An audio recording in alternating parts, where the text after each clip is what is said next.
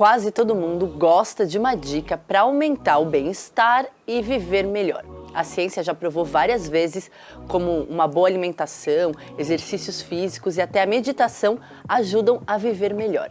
Mas o que a ciência diz especificamente sobre a leitura? Aqui no canal a gente tem alguns vídeos sobre esse tema, inclusive o hit do canal é um vídeo que fala sobre como a leitura age no cérebro. O link vai aparecer aqui em cima, caso você ainda não tenha visto esse vídeo. E recentemente eu topei com uma notícia da rádio inglesa BBC que me deixou bem intrigada. O título era o seguinte: ler ajuda a viver mais? Eu fui pesquisar mais a fundo e encontrei informações fascinantes. Ler literatura reduz o estresse, diminui a ansiedade, melhora as habilidades sociais e aumenta a expectativa de vida. Isso mesmo, ler pode fazer você viver mais. E olha só, ler especificamente ficção e não matérias de jornal ou outros tipos de texto.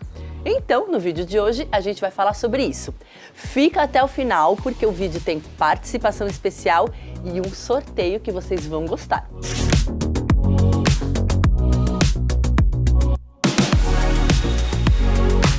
Para muita gente, ler ficção pode ser bem difícil. A pessoa sente que não tem concentração suficiente, a cabeça vai para 1000 lugares. Ou então, a pessoa até tem concentração, mas acha a atividade em si muito chata e o livro desinteressante. O fato é que ler faz muito bem à saúde e para a pessoa se engajar na leitura, ela precisa sentir os benefícios da atividade. Muitos estudos têm mostrado os benefícios da leitura de ficção.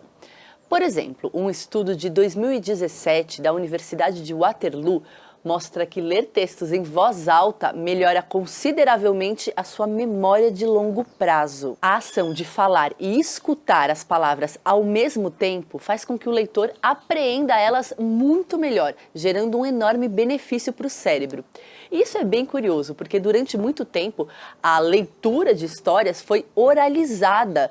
Esse nosso jeito de ler em silêncio, individualmente, é relativamente novo quando a gente pensa na história da literatura. O link para você conhecer esse estudo está aqui na descrição do vídeo. Aliás, todos os estudos e informações estão aqui na descrição para quem quiser consultar mais a fundo, ter acesso a eles. Bom, mas vamos combinar que ler um romance inteiro em voz alta é uma tarefa bem ingrata, né? Mas não se preocupe, porque ler em silêncio também traz muitos benefícios. Um estudo inovador da prestigiosa Universidade Stanford escaneou o cérebro de muitos leitores enquanto eles liam Jane Austen. O resultado foi surpreendente, porque mostrou um dramático aumento do fluxo sanguíneo em diversas regiões do cérebro, ou seja, milhares de novas conexões neurais estavam sendo feitas no momento da leitura. Quando a gente lê e imagina os cenários, os sons, os aromas e as texturas descritas na história, as áreas do cérebro que processam essas experiências na vida real são ativadas. Palavras como sopa, canela, lavanda acordam as partes do seu cérebro que têm relação com essas experiências, com sentir o sabor de uma sopa, o aroma da lavanda e o cheiro da canela. Leitura e saúde mental, uma pauta bem importante e super contemporânea, também estão intimamente ligadas. Isso porque ler pode acalmar o cérebro e funciona como uma das atividades mais eficazes para reduzir a ansiedade. Isso foi descoberto especificamente em uma pesquisa chamada The Rest Test, um questionário feito com mais de 18 mil pessoas que responderam quais atividades para elas eram mais relaxantes. Nesse questionário, ler então ficou na frente de outras atividades tidas como calmantes, como por exemplo, ficar imerso na natureza, ficar sozinho na própria companhia, escutar música e sair para andar. Fora que várias outras pesquisas já mostraram que ler um pouquinho todo dia ajuda no combate à depressão e na prevenção de doenças como a demência. Bom, para mim, todos esses argumentos já são mais que suficientes para pegar um bom romance e mergulhar nele. Só que agora vem o melhor de todos os argumentos.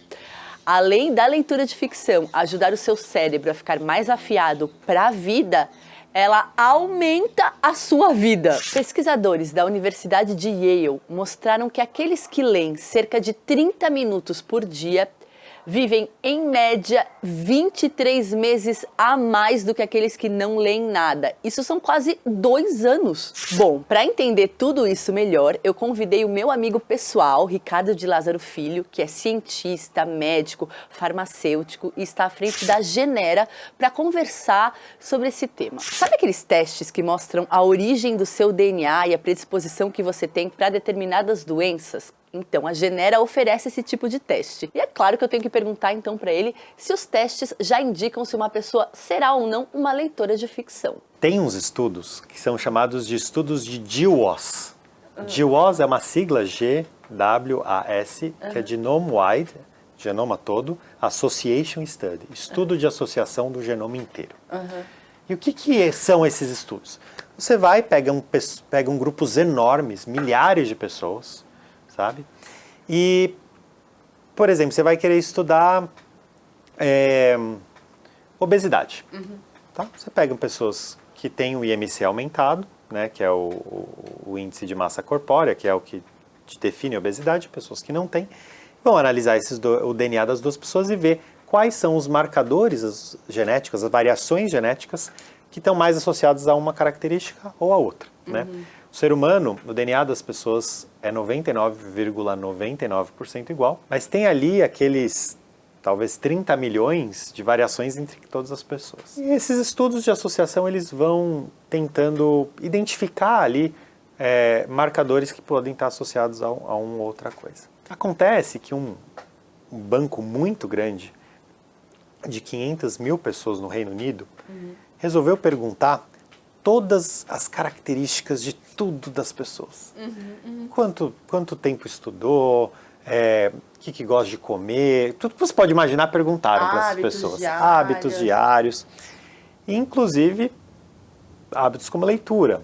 E começaram a encontrar alguns marcadores genéticos que parecem que estavam associados a isso. Então é natural que, apesar do DNA não mudar, você conseguir ter algumas alterações ali em como esses genes são expressos. Então, você ter um marcador genético que fala que você vai ler mais, né?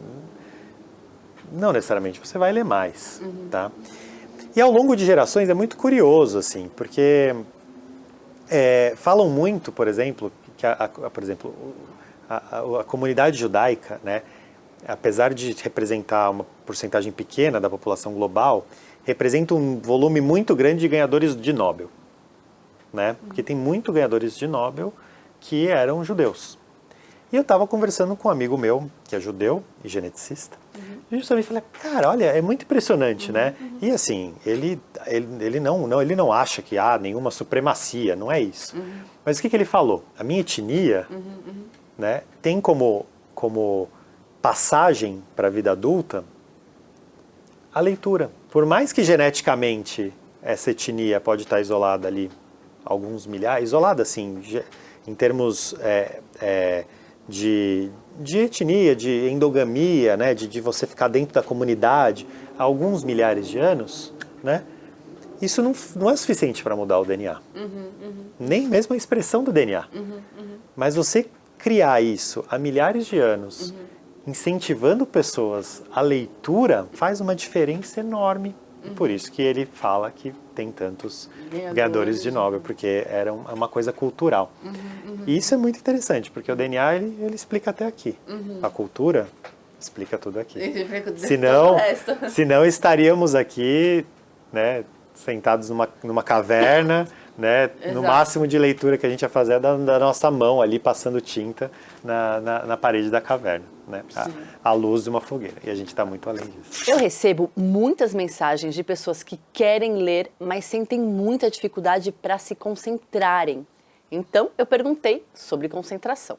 Com certeza, em parte está no DNA, mas provavelmente, e com certeza não totalmente. Por que eu falo isso, né? Praticamente todas as características humanas têm um componente genético e um componente ambiental.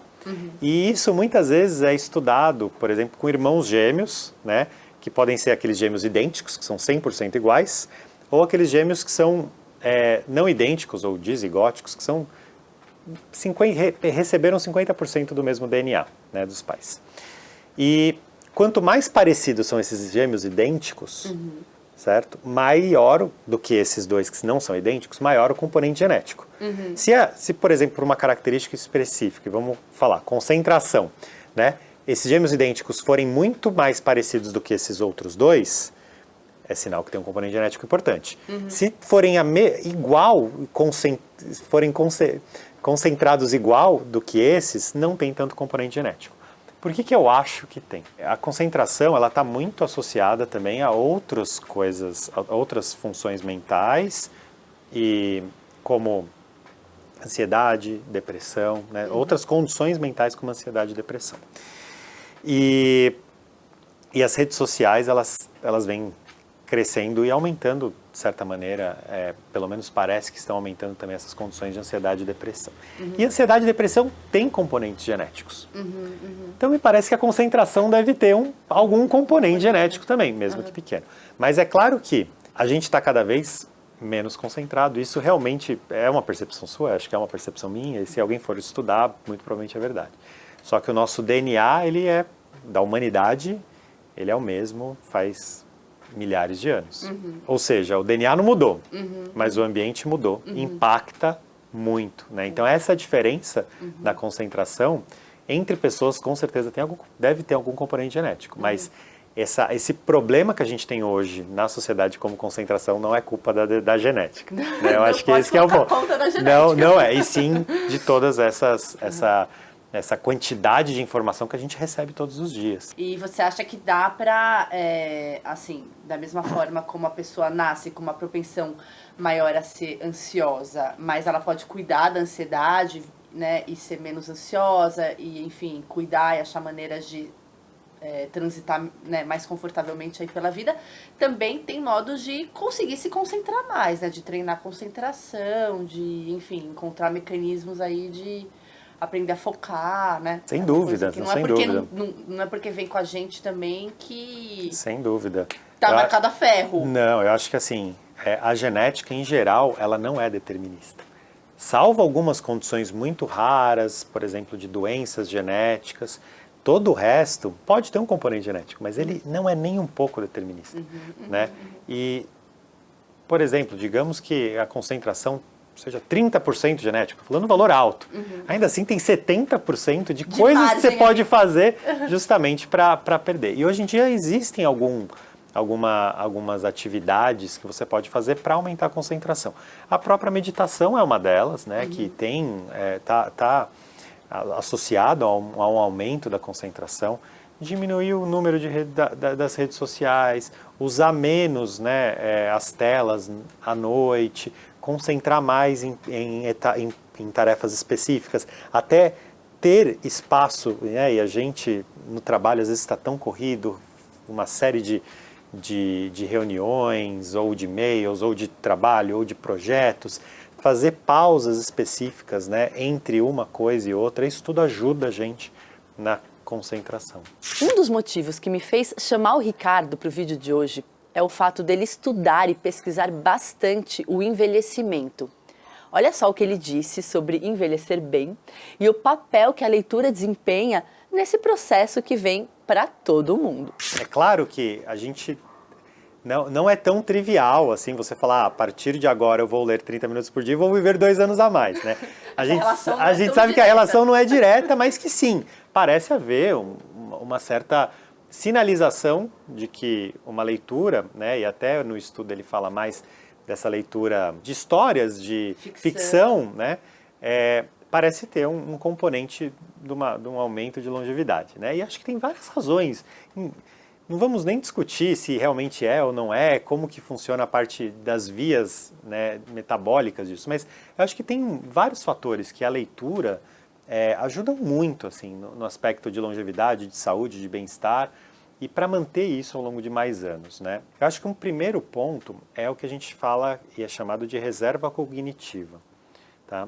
Vamos entender o que é isso. O que é a reserva cognitiva? Viram, por exemplo, e demência é uma coisa muito comum, né? Todo mundo fala que se ninguém morrer, todo mundo vai ter Alzheimer em algum momento da vida, porque é natural do cérebro humano, aliás, não só do cérebro, de todos os órgãos, mas de perder alguma funcionalidade ao longo de muitos anos. Quando os pesquisadores foram olhar pessoas que tinham essa perda cognitiva antes do que outras, perceberam que muitas coisas como leitura, como formação, como anos de estudo, estavam associados a uma demora maior para você perder essa cognição. Até, na verdade, em pessoas que tinham um risco até maior para Alzheimer. Da onde vem essa reserva cognitiva? É um pouco isso. Que nem, né, dando um exemplo, né, quando você vai e faz musculação ao longo da vida, é natural da longevidade você perder músculo, né?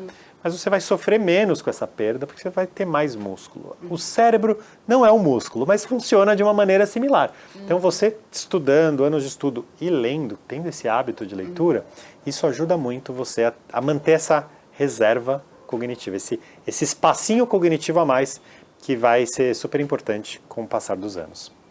Nossa, sensacional, entendi. Como se fosse um a mais que você tem ali, um arquivo, Exato. um armazenamento ali. Sensacional. Se isso não servir de incentivo para vocês lerem, não sei o que pode servir, hein, gente? E convenhamos, às vezes é mais legal você ler do que fazer outras coisas que a gente sabe que é saudável e que a gente sabe que é difícil, né? E até aliado a isso, assim, uma outra razão que parece ter alguma relação entre a leitura e a longevidade é justamente você ter um controle sobre o estresse, né? O estresse e aqui falando de uma maneira mais ampla, né, do que é o estresse, é algo que causa uma lesão no corpo em vários sentidos. Diminui o sistema imunológico, aumenta e acelera o envelhecimento, prejudica o sono, né? É um conjunto todo que traz prejuízos ao corpo, né?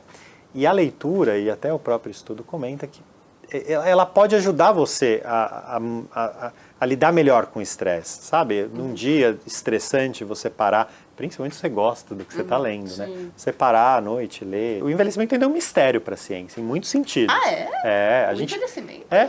A ciência ainda não entende por que a gente envelhece. Parece muito que tem a ver com DNA.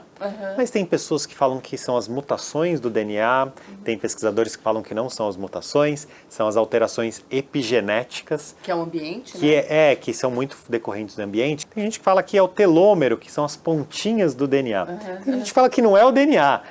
Falam que é as células que vão envelhecendo por outras razões. Então, ainda é um mistério. Mas já se sabe que vários aspectos da vida, vários hábitos, têm um impacto direto e muito grande para o envelhecimento mais saudável e para uma longevidade. Tem uma série de estudos que estudaram as zonas azuis, que se chamam. As zonas azuis são ilhas que, por alguma razão, as pessoas vivem muito mais do que em outros lugares. Nossa, que lugares são esses? Vamos para lá, né? Tem ilhas. Só pisando na ilha azul. Já toma água da ilha.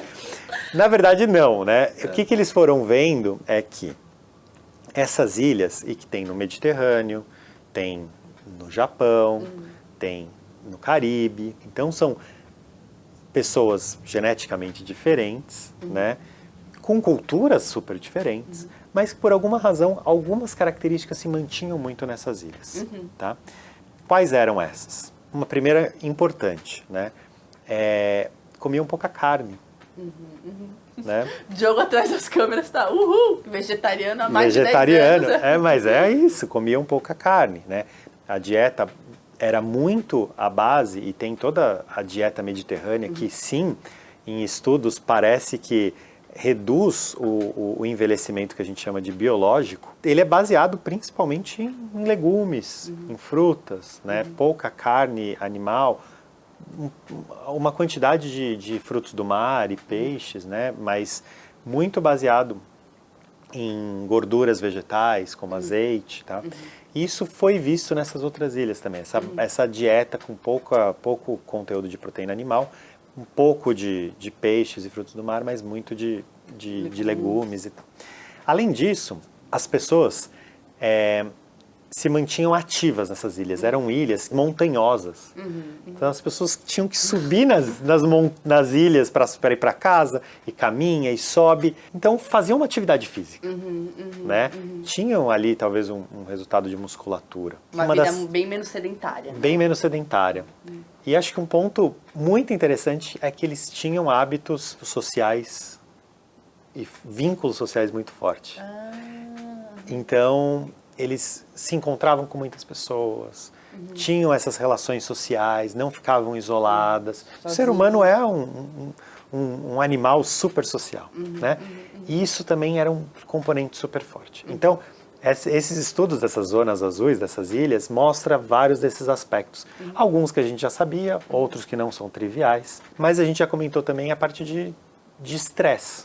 Então, você conseguir controlar o estresse tem um impacto enorme na sua longevidade. E, claro, comer pouco. Então, desde que você receba todos os fontes nutricionais, todos os nutrientes necessários, uma dieta de mais baixa caloria. Assim. Você não comer muito parece impactar para uma maior longevidade. Né? Então, tem estudos em ratos, em macacos, em moscas, que comer um pouco menos parece aumentar a expectativa de vida. Tá? Não estou falando aqui ninguém para fazer jejum, greve de fome. Até falam de jejum intermitente, que é passar um tempo grande sem comer. Né? Mas assim, não comer demais. Isso também é uma coisa que é bem importante. Eu adorei a conversa com o Ricardo e espero que vocês também tenham gostado. Mas o vídeo não termina aqui, porque nós temos uma surpresa. Nós vamos fazer um sorteio. Nesse sorteio você concorre a uma unidade do Metamorfose do Kafka, junto com um teste de ancestralidade da Genera. Esse é o teste que vai mostrar o seu DNA, de onde vieram os seus parentes, qual a sua ancestralidade. Eu tenho muita curiosidade para ver o resultado do meu. O resultado do sorteio vai ser dia 15 de setembro, ou seja, daqui a 3 semanas. E a gente tem só uma condição. Esse vídeo precisa atingir no mínimo 15 mil visualizações para a gente poder fazer o sorteio.